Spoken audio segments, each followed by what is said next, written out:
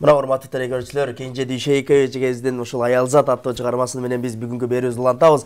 Эгерде бизге жаңадан кошулгандар болсо, кутман таңыңыздар менен дейли, чай үстүндө олтургандар болсо, тамагыңыздар таттуу болсун. Ал эми ушул бизди көрүп, кой, жумушума барайын, сапарыма чыгайын деп сапарга чыгып аткандар болсо, сапарыңыздар байсалдуу болсун, бүгүнкү күнүңүздөр ийгиликтүү болсун деп биз берүүбүздү улантабыз. Сөз түрдө бүгүн бизге куттуу студиябыздын коногу дагы жок эмес. Бака өзүнүн аккордеонун колуна көтөрүп бизге жагымдуу чыгармаларын аткарып берейин деп бир жакшы инсан келип олтурат. Тааныштырып өтөлү, Канатбек Ирназаров, обончу аткаруучу. Келиңиз агай.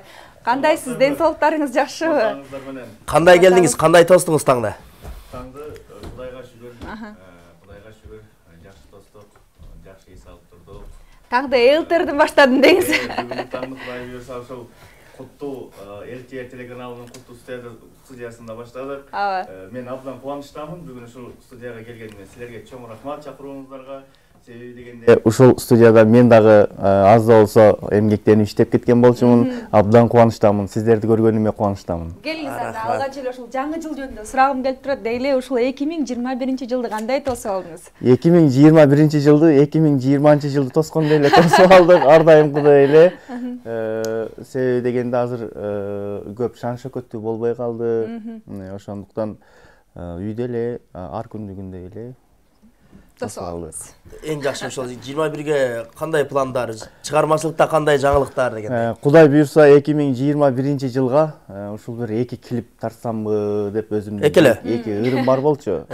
Эми бул клип тарткан да оңой эмес. Ошондуктан аябай финансы жактан көп каражат кетет, жумшалат. Ошондуктан бир 2 ырды Кудай буйруса жаздырып, ушул 2021-ге клиби менен даярдасамбы деген бир терең жакшы бир ниеттерим бар. Эң жакшы. Негизи эле биз бака биринчи ырчылар келгенде сөз түрдө урмат биз телекөрүүчүлөрүбүз дагы азыр эми ырдайт болуш керек деп күтүп турат. Азыр бизге кандай бир жагымдуу чыгарма аткарып берейин деп турасыз? Ырдабай эле кетип калсам. Андай болбойт, баары ырдатып. Ырчылар келип ырдабай кетип калса анда тамак берип жебей койгондой болуп калбайбы? Чоң рахмат. Анда эмесе Жолдошбек Мамажанов агайыбыздын жазым келип чаптуу бир жакшынакай ырын тартуулап берейин. Себеби дегенде эшикте абдан суук, кыш мезгили, ызгар суук. Ал эми ар бир адамдын жүрөгүндө жылуулук болсун. Ошон үчүн жаз эртерээк келсин, күн эртерээк жылысын деп анан жазым келип чаптуу. Жазды чакыралы, Кеттик ажалды көрүүчү.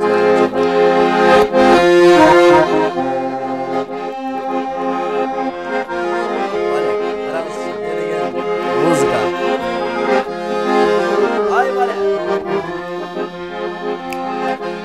Кайдан жүрүп сага кабылдым, карегиңде барбы жаным, жан дергитип жумшак күлгөнүң, жарыгыбы аткан таңымдын, жан дергитип жумшак күлгөнүң, жарыгыбы аткан таңымдын.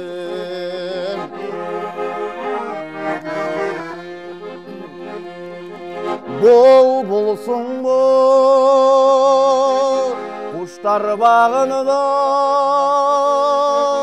анда келип кончу шагыма,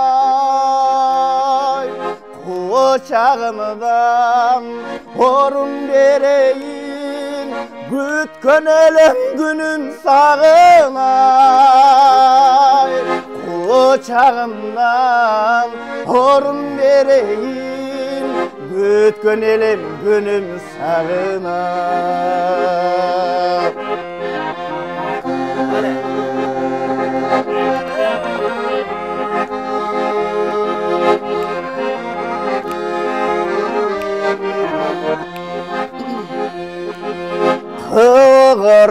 Кыгырасың неге мынчалык,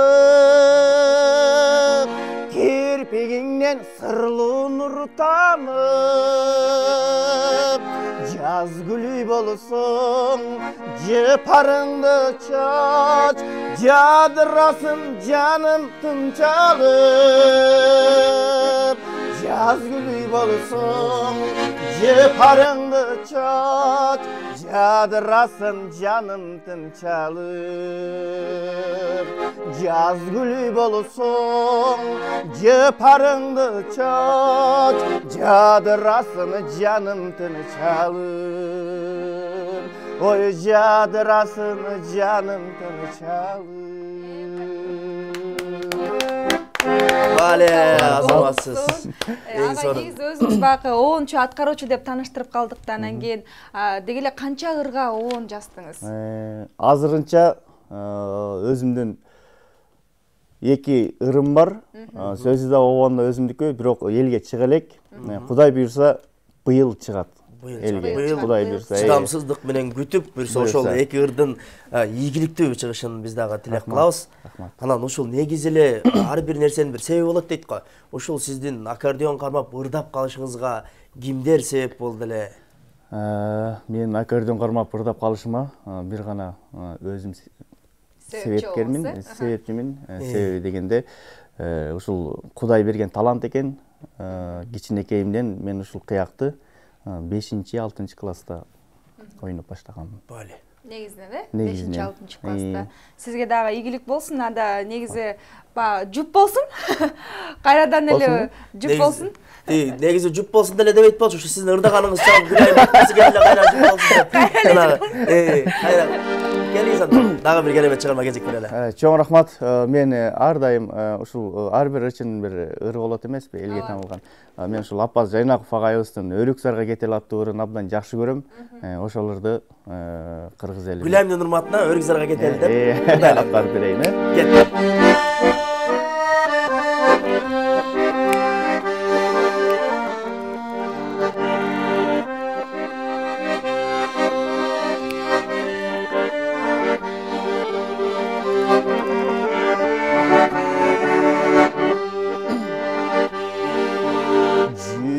Çişip getelik örük zargay, sonoşumlu suranam çetke kapay. Süyübüzge jolup aylı tünüdü, sıyınal bir gelgen, sıyınal bir gelgen. Baktığımızga sığınal bir gelgen, sığınal bir gelgen, baktığımızga.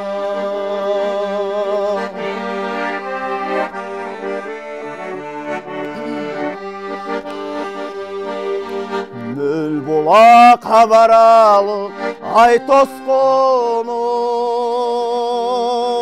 Hat çalında şamalağa oynaşkonu,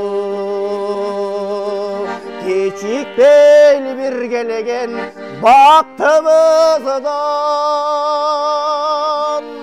Örük zarga getelik, örük zarga getelik, makul boluşun.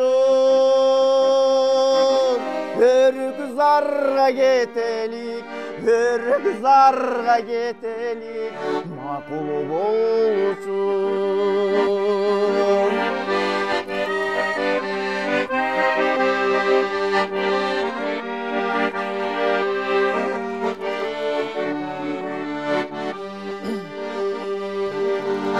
Karakterge jolup suyumuzdur,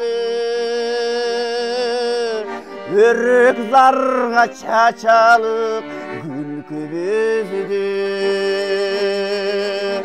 Yıldızlardı çakırıp koynumuzga, ötkörülüye kölüp, ötkörülüye kölüp tünümüzdür. Ötkörülüye kölüp, ötkörülüye kölüp tünümüzdür. Yürer çişip getelim, örük zarga.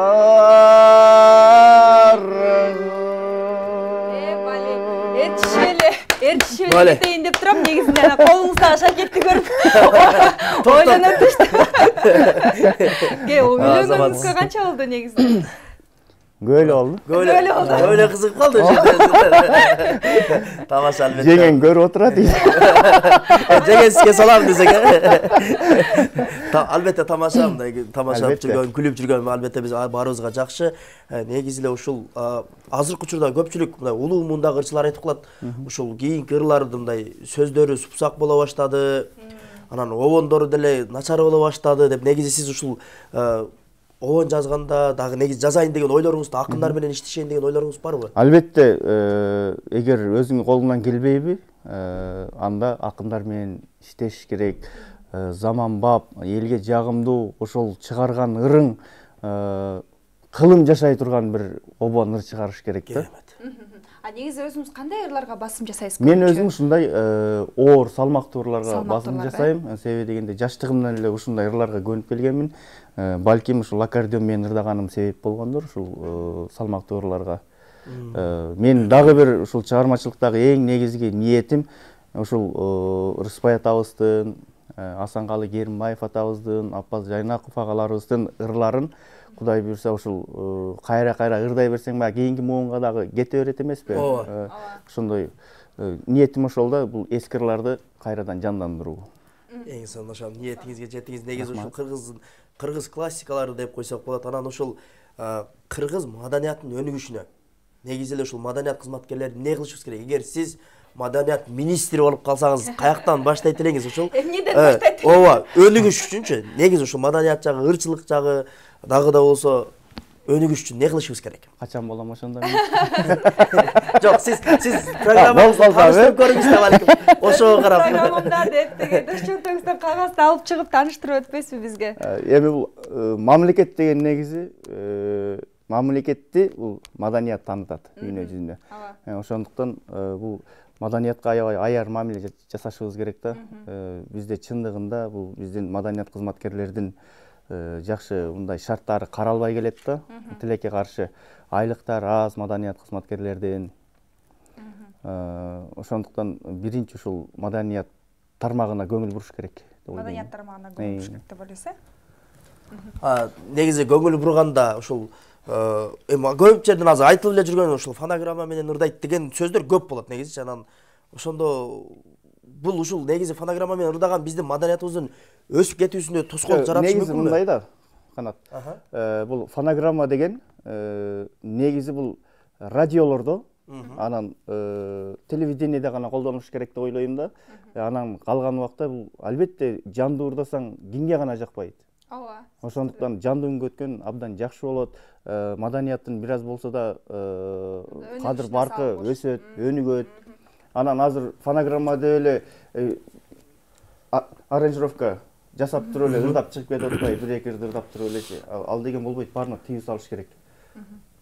Эгер фонограммага мен да каршымын, толук каршымын. Эгер кокус маданият министри болуп калсаңыз, биринчи кезекте фонограмманы жиберет. Биринчи кезекте фонограмманы сразу алып. Агай негизи чыгармачылыктан сырткары суроо бергим келип турат. Негизи ушул адамдагы жашоодогу баалаган сапаттарыңыз жөнүндө айта кетсеңиз. Негизи адамдын негизи Гүлайым мындай деле суроо берчү эмес, негизичи. Такыр берген эмес. Чыңгыз Айтматовдун керемет бир сөзү бар. Адам болуу бул күн сайын адам болуу деген да. Ошондуктан мен абдан жөнөкөйлүктү абдан баалайм. Жөнөкөйлүктү. Эң биринчи жөнөкөйлүк. Адамга эң кыйыны күн сайын адам болуу деген. Ошол негизи эле мына мисалы үчүн ийгилик жөнүндө. Ийгилик бул сиз үчүн эмне? Ийгилик мен үчүн бакыт. Мен үчүн жашоомо кошкон бир керемет бир бакыт деп эсептейм ийгиликти. Ийгиликке жетиш үчүн эмне кылыш керек? Ийгиликке жетиш үчүн аракет кылыш керек. Биринчи кезекте. Эң сон аракет. Азыр бизге бөлүнгөн убакыт соңуна жетип атат. Андыктан ушул телекөрүүчүлөр ушул Канат менен Гүлайым көп сүйлөбөй дагы бир ырдатса жакшы болот эле. Ушул Канат мырза жакшы ырдайт экен, биз уккубуз келип атат деген көрүүчүлөрдүн урматына дагы бир чыгарма аткарып берсеңиз. Ушуларды сүйлөгөндөн деп. Асанкалы Керимбаевдин ырынан Акинге аттуу чыгармасын аткарып берейин,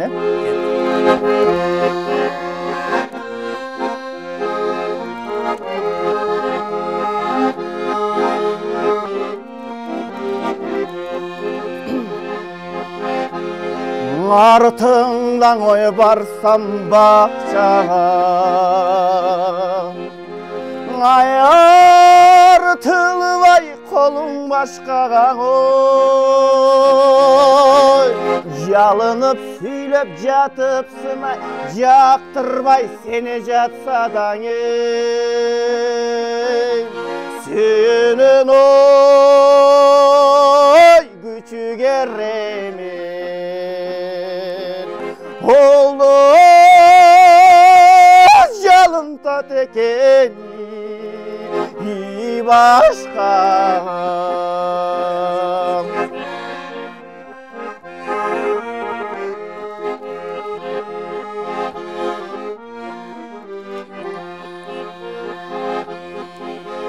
Hakkını gaydisen taptaza, akakta yetişin kaşkayan oy. Gülmüngöp süylöp jatıpsın ay, gülüngdö senin albasadım. Senin oy küçük eremin oldu jalımta tekeni başka.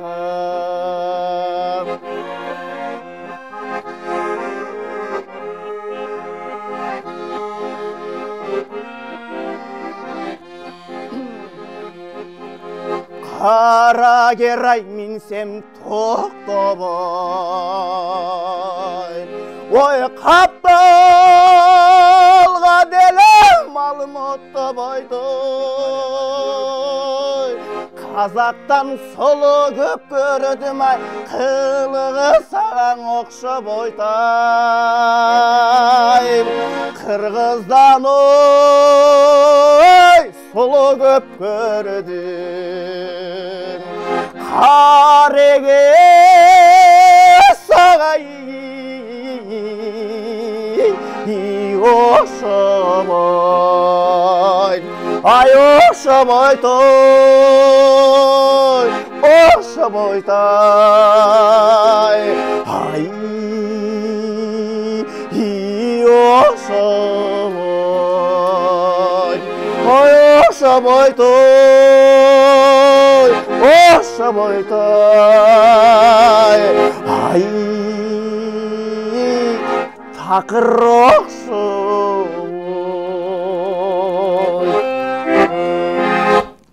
Ay bale, azamatsız en sonu karаңызчы. Мухаммедер кыргыз ырын коштогон, көңүлөр кеп жүрөк кылын козгогон. Кайталангыс кайрыктары жаңырып, кыргыз жоктур, кыргыз үнүн созмон. Караңызчы, айланай, бүгүн негизи, бүгүн жүрөктөр толкуну окшойт. Керемет чыгарма, керемет эфир болду. Ушул жүрөктөн чыккан үн жүрөккө жетет деген ушул болуш керек. Эң сонун аткаруудагы керемет чыгармалар болду. Эми бизге берилген убакыт соңуна жетти. Сизге ушул ден соолук каалайлы, ийгилик каалайбыз. Өзүңүз ойлогон ой максаттардан дагы экеселеп көбүрөөк келсин деп ниет кылабыз. Рахмат, чоң рахмат. Сиздерге дагы ийгилик каалайм. Чоң терең ыраазычылык билдирем. Ал эми урматтуу телекөрүүчүлөр, бизде болсо ушул куттуктоо жөнөткөн конокторубуз, туугандарыбыз бар. Анда эмесе биз ошол куттуктоолорго кезек берсек, Баткен облусунун Лейлек районунун Булак башы айылынын тургуну Кубаныч Асановду бүгүнкү өздүк майрам менен куттуктайбыз. Ошол куттуктоо ээсине жараткандын жакшылыктарды тилеп, жора жолдоштордун арасында кадырлуу инсан болуп жүрүүсүн каалайбыз дейт. Кубаныч Асанов айылдагы спорттук иш-чараларга активдүү катышып, колдон келген демөөрчүлүгүн көрсөтүп келет. Үй бүлөсү менен аман болсун деген аруу тилектерди жакын санаалаштары билдирет экен. Ооба, бүгүн жалпы эле ушул 15-январда туулган баягы телекөрүүчүлөрүбүздүн туулган күнү менен Элтер мамлекеттик телеканалынын атынан дагы куттуктап өтөбүз. Ал эми кийинки куттуктоо Жалал Абад областына караштуу Тогуз Тороо районунун тургуну Салбарова Меримди 35 жаш курагы менен куттуктайбыз деп өзүнүн курбу кыздары жөнөткөн экен. Мерим эже, сизди туулган күнүңүз менен куттуктайбыз. Өмүрүңүз узун, ден соолугуңуз чың болсун. Жалпы эле баардыгыңыздарды баягы кирип келген жаңы жылыңыздар менен дагы бүгүнкү туулган күн ээлерин дагы бир салам жолдоо келген экен бизге. Бишкек шаарынан 146-каттам автобусундагы жалпы жүргүнчүлөрдү, кесиптештерибизди жаңы жылы менен куттуктап салам жолдойбуз деп бул жакта бизге Бектур деген мырза кат жөнөткөн экен. А биз болсо ушу менен байка эфирибизди соңуна жетти. 2 саат алкагында мен Гүлайым Нарматова жана кесиптешим Канатбек Самиев болду. Бүгүнкү эфир сиздерди канааттандырды десек дагы жаңылышпайбыз. Байка энки көрүшкөнгө чейин сак саламатта, амандыкта. Ооба, урматтуу тергөөчүлөр, биз сиздер менен коштошпойбуз. Кийинки берүүгө чейин сак саламатта болуңуздар. Азыр болсо бир керемет чыгармага кезек берип, бүгүнкү эфирди жыйынтыктайбыз. Сак саламатта болуңуздар. Чоң рахмат барыңыздарга.